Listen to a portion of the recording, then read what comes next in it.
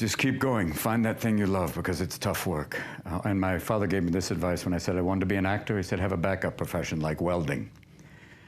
But I think if you can find that thing that really gives you joy, that'll be it. Because for me, it's always been comedy and stand-up and acting too, because of exploring behavior. But it's tough work, and if you can get it, even better. Well, I think it's important to have a very to apply critical thinking to, this may sound trite, but to apply critical thinking to what one is doing. By that I mean just the fundamentals of logic, you know, do you have the right axioms? Are they relevant? And are you making the right conclusions based on those axioms? That's the essence of critical thinking, and yet it is amazing how often people fail to do that. I think wishful thinking is innate in the human brain. You want things to be the way you wish them to be, and so you tend to filter information that you shouldn't filter. That's the most common flaw that I see. Seize the day. Winning isn't everything, it's the only thing. Do not wait for your ship to come in, swim out to it. When the going gets tough, the tough get going. You miss 100% of the shots you don't take. If you can dream it, you can do it. Wherever you go, go with all your heart. If man has done his best, what else is there? Success is going from failure to failure without losing your enthusiasm. If first you don't succeed, try again. Genius is 1% inspiration, 99% perspiration. I think I can, I think I can, I think I can. There's no substitute for hard work. Willing is not enough. We must do, live the life you imagine. Do or do not. There is no try. Action is the foundational key to all success. Discouragement and failure are the two of the surest stepping stones to success. The cure is not to dream less, but to dream more, to dream all the time. If you don't know where you're going, you will wind up somewhere else. Just do it.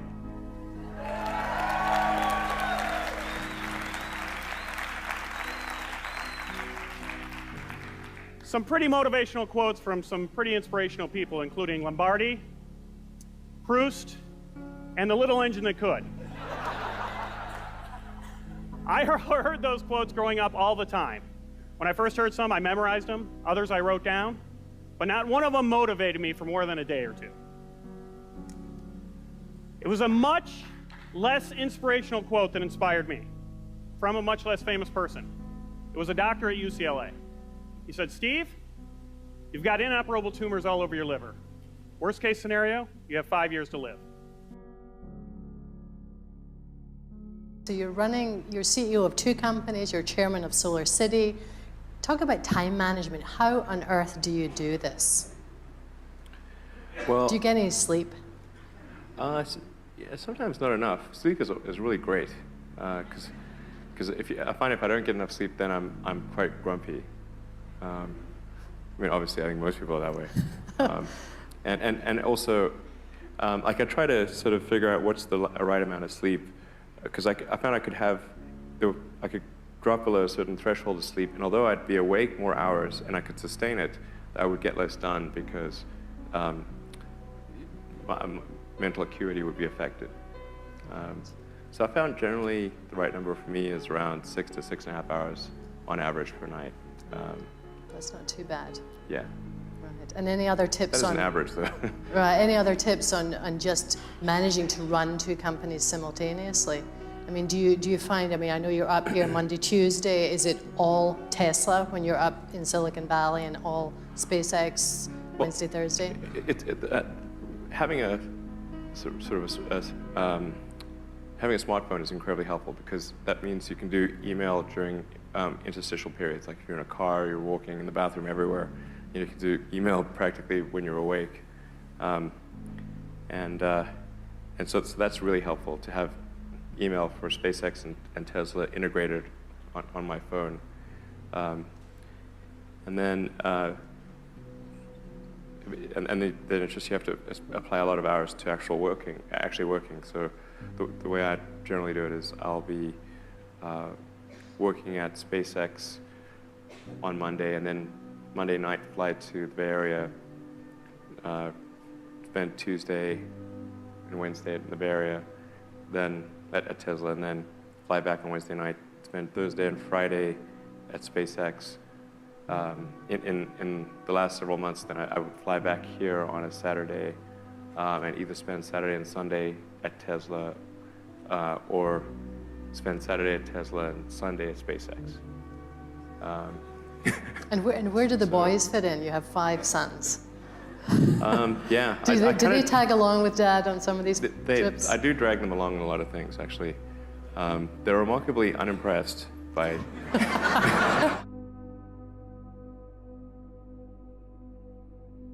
One of the, I think, most common questions I hear young people, ambitious young people ask is, I want to be the next Elon Musk. How do I do that?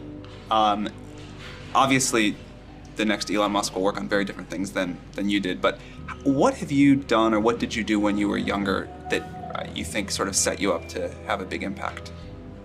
Well, I think first of all, I should say that I did not expect to be involved in all these things. So the 5 things that I thought about at the time in college, so quite a long time ago, 25 years ago,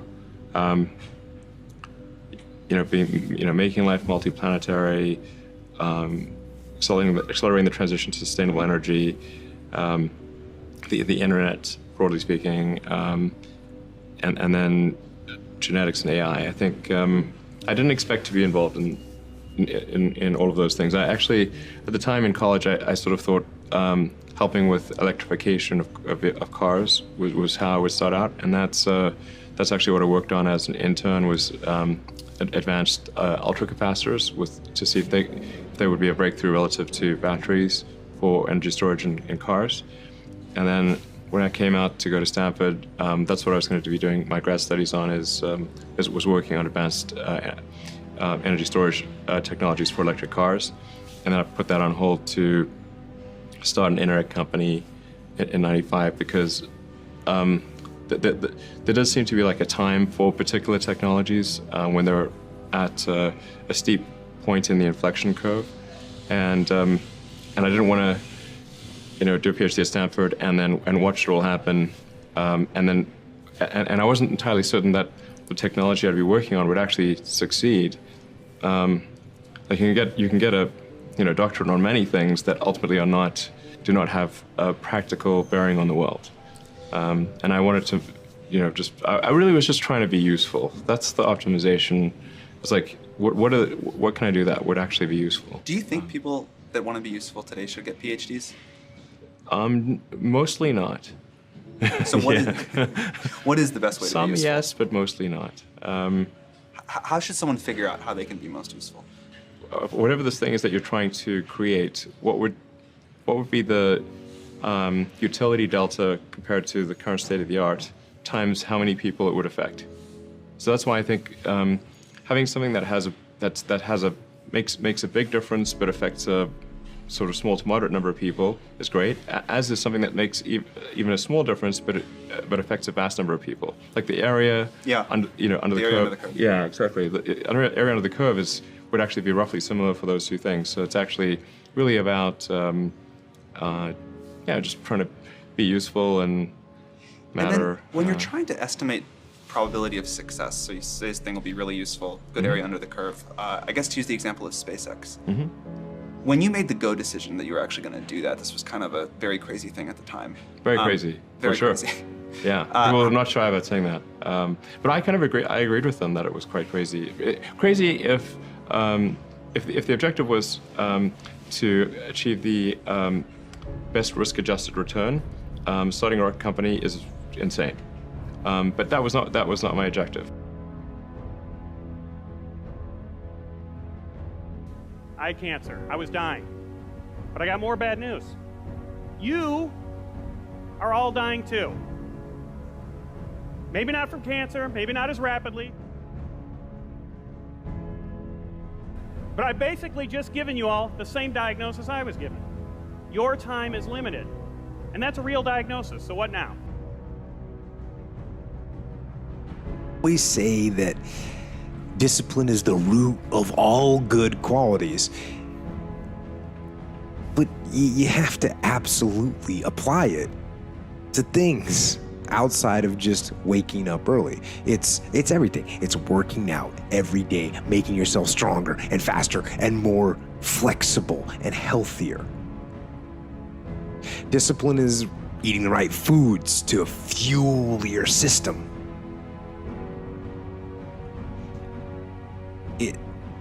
It's about disciplining your emotions.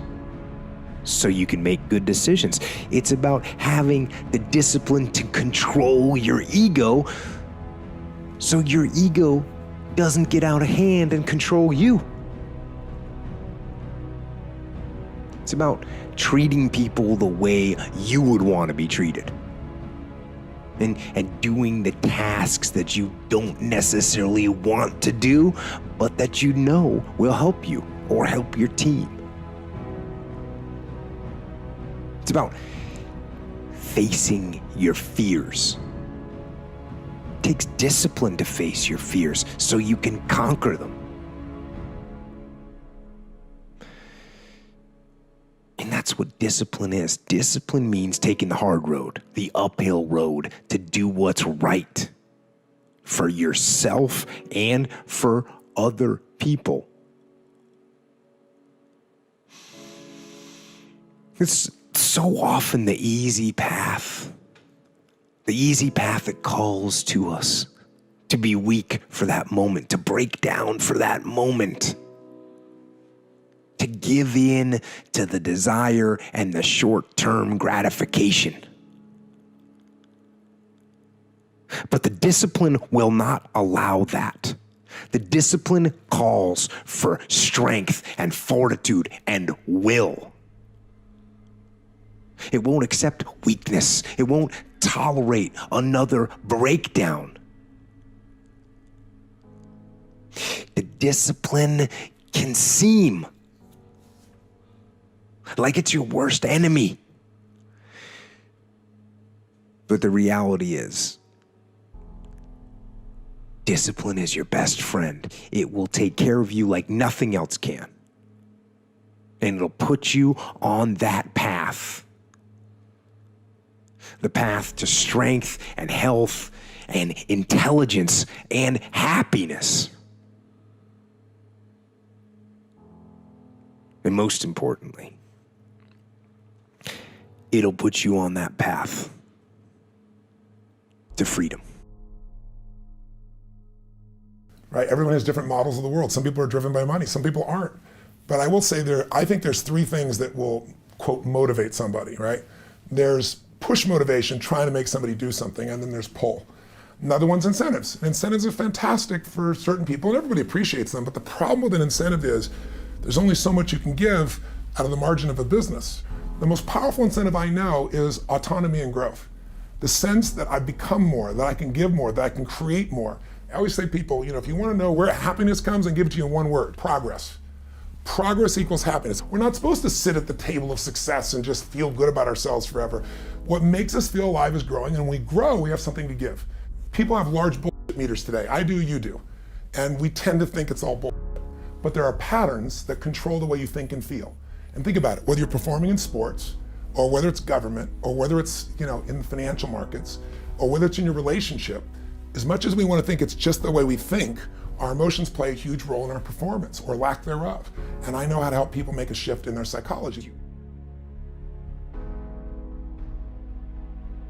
An academic tradition called the last lecture. Hypothetically, if you knew you were going to die and you had one last lecture, what would you say to your students?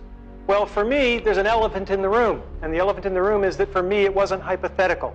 I've been fighting pancreatic cancer. It has now come back after surgery, chemotherapy, and radiation. And the doctors tell me there's nothing more to do and I have months to live. These are my most recent CT scans. The pancreatic cancer has spread to my liver. There are approximately a dozen tumors. I don't like this. I have 3 little kids. Let's be clear, this stinks. But I can't do anything about the fact that I'm going to die. I'm pursuing medical treatments, but I pretty much know how this movie's going to end. And I can't control the cards I'm dealt, just how I play the hand. But I don't choose to be an object of pity. Jackie Robinson, first black major leaguer, had it in his contract not to complain if people spit on him. All right? Now, I don't care if you're Jackie Robinson or if you're a guy like me who's only got a couple of months to live. You can choose to take your finite time and energy and effort, and you can spend it complaining, or you can spend it playing the game hard. The brick walls that are in our way are there for a reason. They are not there to keep us out. The talk isn't just about how to achieve your childhood dreams. It's much broader than that. It's about how to live your life. Because if you lead your life the right way, the karma will take care of itself. The dreams will come to you. If you live properly, the dreams will come to you. I think it's great that so many people have benefited from this lecture, but the truth of the matter is that I didn't even really give it to the 400 people at Carnegie Mellon who came. I only wrote this lecture for 3 people. And when they're older, they'll watch it. Thank you.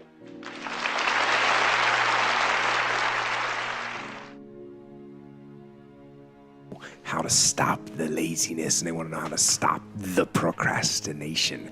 And, they have some idea in their head, some kind of a vision of what they want to do. But they don't know where to start. They don't know where to start it, They don't know where to start. And so they say, hey, where do I start? And when's the best time to start? And I have a very simple answer for that. Here and now. That's it. You want to improve? You want to get better? You want to get on a workout program or a clean diet? You want to start a business? You want to write a book or make a movie or build a house or a computer or put together some mobile application? Where do you start? You start right here. And when do you start? You start right now.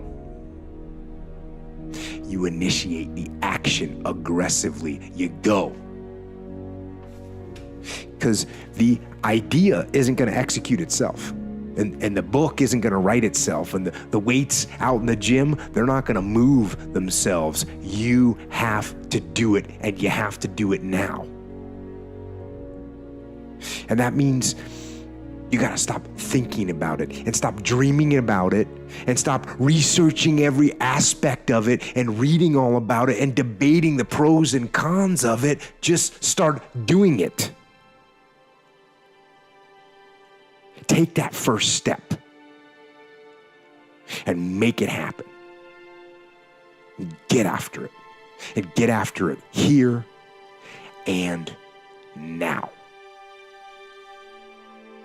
Someday isn't on the calendar. Friday, Saturday, Sunday, it's on there about 4 times a month. No someday. But when it comes to our dreams, it's probably the busiest day of the week is someday, right? So learning that lesson, I just decided that I was going to refocus my attention back on that dream. I was going to pull out all the stops, and I gave myself a goal of getting on Letterman within 1 year. I was going to make someday happen. I started yelling my dream to anyone who would listen. Started calling in every favor I was owed. I found out everyone who worked on the show and begged them to help me get an audition. I even started asking people at comedy clubs after they'd seen me to email the show and beg Dave to book me. And guess what? I didn't make it. My ironically named deadline came and went. But I was so renewed about my dream and my newfound passion for it, I decided to give myself an extension. 1 more year to get on Letterman. Didn't happen. And then another. Nope. Sounds like bad news, right? Well, it was. I would have loved to get on the show in that first year, but something great happened over those years. Those 3 years weren't spent dying. They were spent living. Living a dream. And let me tell you, there is something, if you've ever chased a dream, you know that it lights a fire in your heart. That whether you reach it or not, it warms everyone around you and everything around you. So I decided, you know what? I'm going to keep going. Because that dream is so important. You can't wait for someday to happen. You need to make things go out.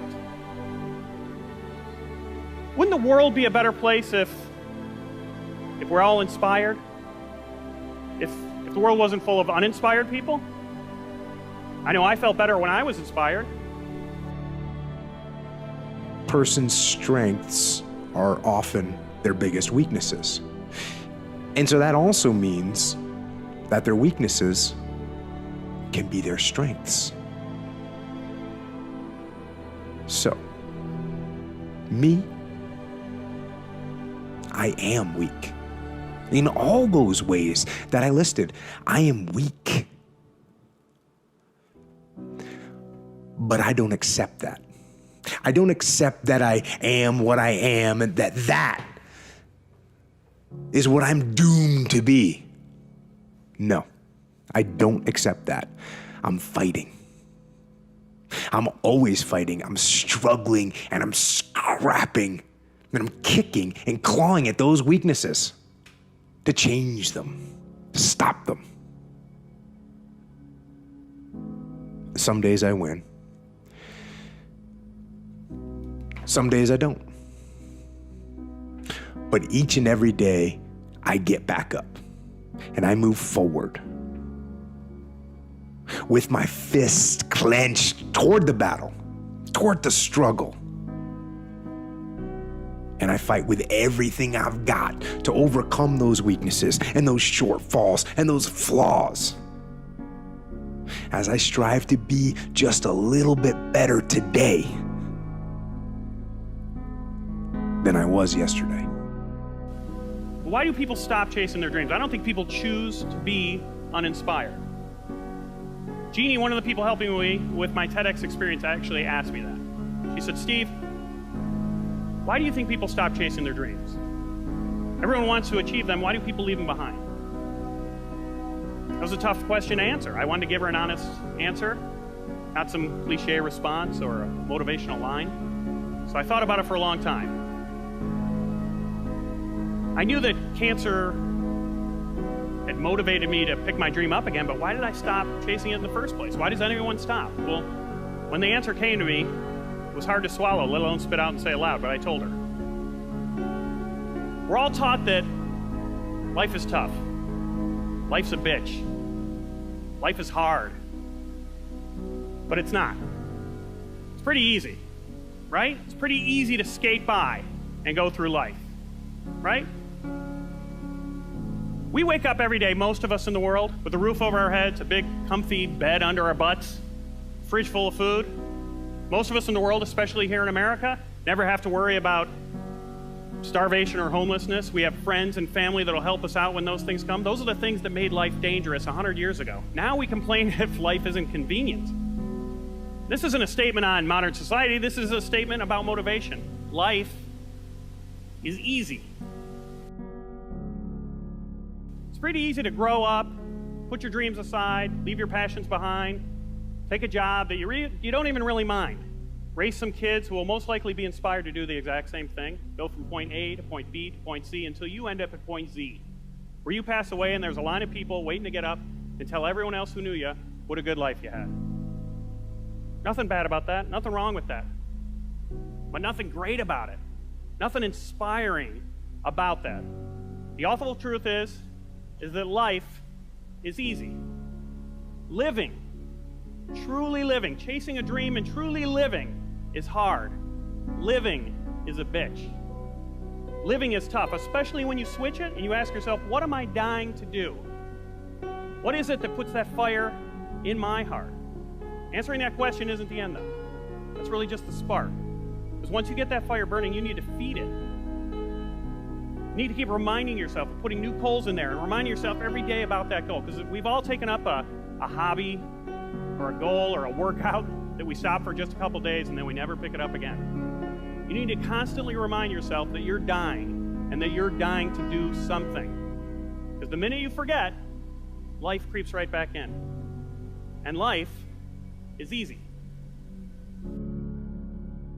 Anything you try to do in America today, you got to be excited. People in America won't follow or believe in a negative, dull, disillusioned, frustrated, dadgum crybaby. People want people that are positive and excited and enthusiastic and tough.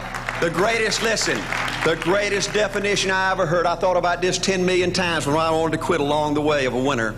This guy said almost everybody in America can stay excited for 2 or 3 months. A few people can stay excited for 2 or 3 years, but a winner will stay excited for 30 years or ever how long it takes to win.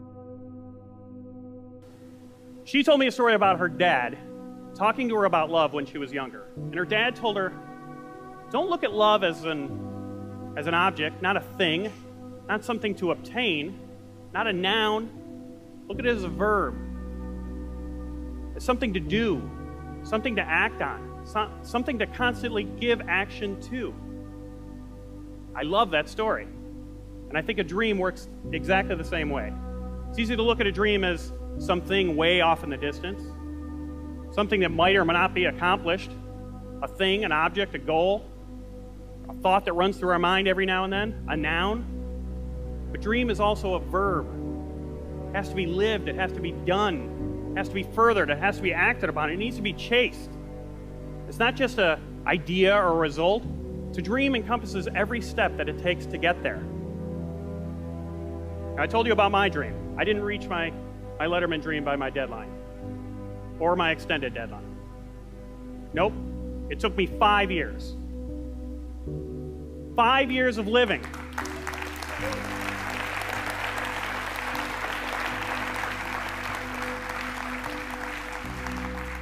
Five years of living for that dream. And I was very lucky. My tumors during that time, they didn't grow. I stayed healthy. But I had that wake-up call, and I'm giving you all the same wake-up call. We're all dying. But if you're not chasing your dream, you're already dead.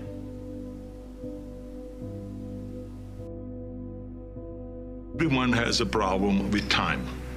But the day has 24 hours, and we sleep 6. Now, I know there's some out there that say, whoa, I need 8. Well, I say just sleep a little faster. Because the bottom line is we have 6 hours of sleep, 24 hours are available, so you have 18 hours now available to your work, your family, your hobbies, and also to learn something new or to do something new, which could easily be that you want to learn a new language, or that you want to read as a New Year's resolution, I have to read a book every week, or you say, I'm gonna go and reshape my body. So you're gonna go and take this hour out of your schedule and say, I'm gonna train an hour every day. So this is, for most people, a huge challenge, but it is totally doable, I can tell them, because the kind of things that I did when I came to this country, I mean, I went to school, I was working in construction, I was working out my 5 hours a day, I was taking acting classes from 8 o'clock at night to 12 midnight, I was doing all of those things.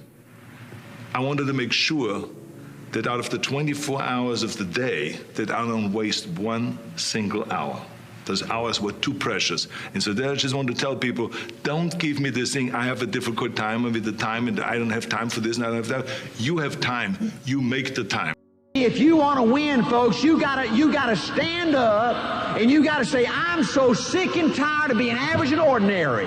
I'm so sick and tired of telling myself and telling my wife and telling my mama and telling everybody I'm gonna win. I found it this time. Watch my smoke. See, folks, if you gonna win, you gonna change. But if you don't know the answer, don't go to sleep tonight without answering that question. Don't wait till someday to answer that question. There's nothing more important in your life than figuring that out. Because when you do figure it out, then when you go to sleep, you'll sleep like a kid again. Because then you'll be going to sleep not to dream, but with a dream. And waking up with one. Thank you, and sweet dreams.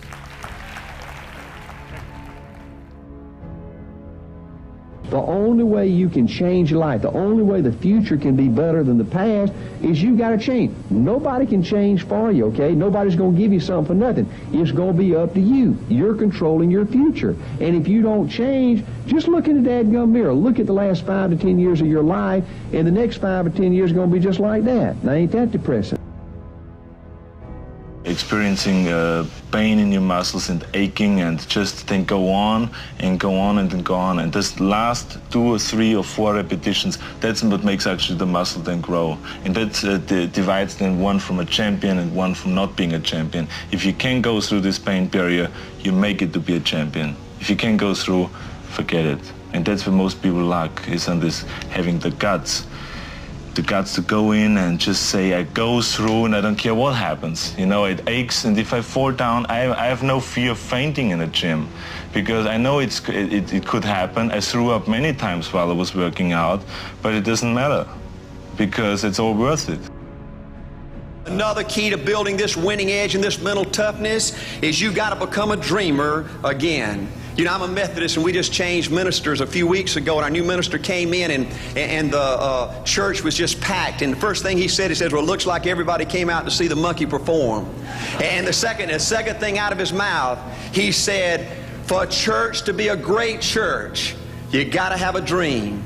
If you don't have a dream, you're dead.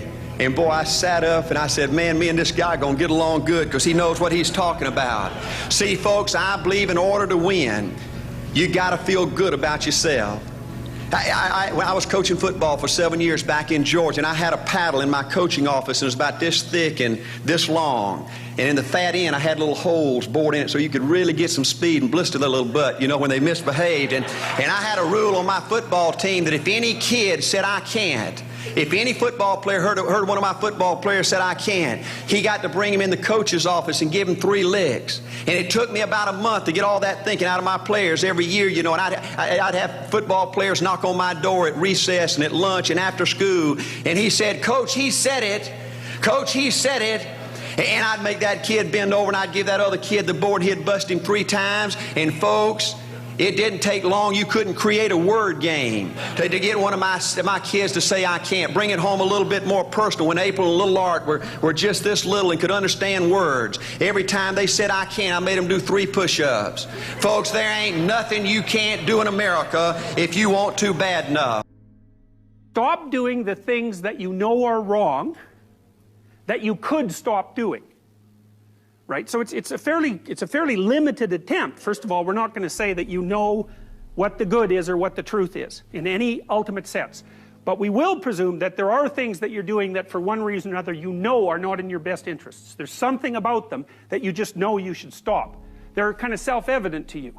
Other things you're going to be doubtful about. You're not going to know which way is up and which way is down. But there are things that you're doing that you know you shouldn't do. Now, some of those you won't stop doing for whatever reason. You don't have the discipline, or maybe there's a secondary payoff, or you don't believe it's necessary, or it's too much of a sacrifice, or you're angry or resentful or afraid. Who knows? So forget about those for now. But there's another subset that you could stop doing. It might be a little thing. Well, that's fine. Stop doing it and see what happens. And what will happen is your vision will clear a little bit. And then something else will pop up in your field of apprehension that you will also know you should stop doing, and that you could stop doing, because you've strengthened yourself a bit by stopping doing the particular stupid thing that you were doing before. That just puts you together a little bit more. And you could do that repeatedly for an indefinite period of time. And you know, that doesn't necessarily mean that you're going to ever be able to formulate a clear and final picture of what constitutes the truth and the good. But it does mean that you'll be able to continually move away from what's untruth and what's bad. I believe desire and will to win is everything. I don't know why I'm like I am, but my butt's always burning. There's always something say, Art, dadgummit, you're supposed to go for it. Art, dadgummit, you're supposed to be somebody. You're supposed to make a difference with your life. What does the $500,000 a year person do? The $50,000 a year person doesn't do. You look at the outside and study those 2 individuals, everything seems to be the same. They both are the same sex, they both are the same age, they have the same training, the same positions, the same contract, the same fringe benefits. They both are successful, they work hard, they're good family people, make tough commitments. But what's the difference? What does the $500,000 a year person do? The $50,000 a year person doesn't do. He pays the price and a little bit more. He works hard and a little bit more. He's loyal to the company and a little bit more. He believes in a little bit more. He makes money and a little bit more. He saves money and a little bit more. If you want to win in these United States, you got to be tough and you can't quit. The last thing I'll talk to you about today in building this winning edge is, folks, if you want to win in business, you got to be a leader.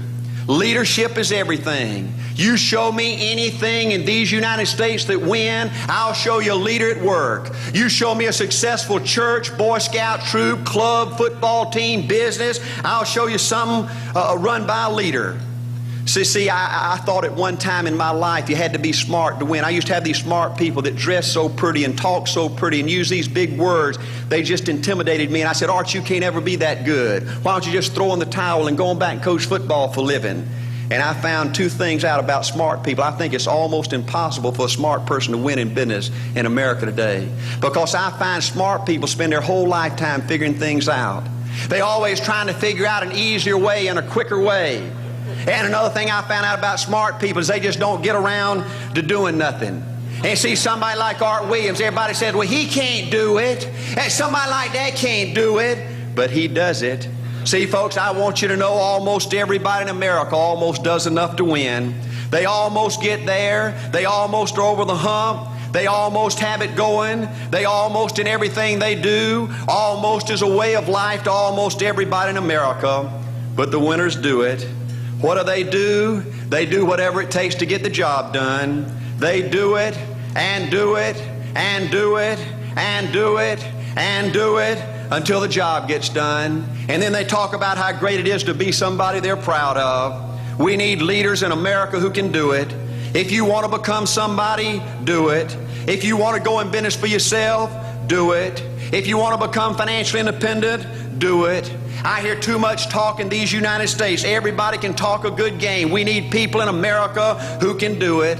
I go all over this country with A.L. Williams, and I have people say, Art, you can count on me. Wonderful. Just do it. Art, I guarantee you this is my last stop. I'm going to win now. Super duper. Just do it. Art, if I could just have one good month and get the ball going, I know I could make it big. Super. Just do it. Art, if I could just pay off this debt, I could really go.